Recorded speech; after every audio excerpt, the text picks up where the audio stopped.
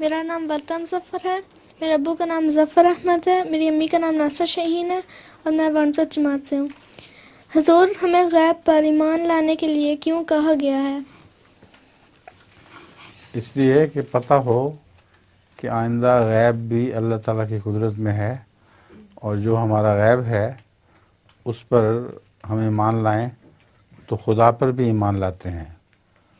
اللہ تعالیٰ غیب ہے نا، تو اگر غیب پر ایمان نہیں لائیں گے تو اللہ پر کیسے ایمان لائیں گے؟ بہت سے غیب ہیں جو حاضر میں بدلتے رہتے ہیں، پہلے غیب ہوتے تھے پھر حاضر ہو گئے۔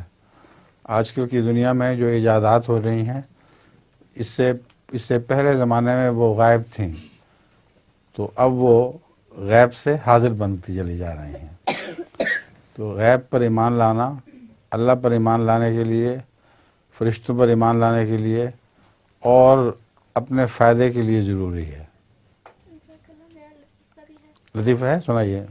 ایک بچہ اپنے ہمسائے کے گھر جاتا ہے، ہمسائے کے کتے نے اسے دیکھ کر قریب آتا ہے اور اس کے پاؤں چاٹنے لگتا ہے۔ بچے نے ڈر کر رونا شروع کر دیا۔ اس کے رونے کی آوازیں سن کر ہمسایہ بھاگا بھاگا آیا اور پوچھنے لگا، منّے تمہیں کتے نے کاٹا تو نہیں؟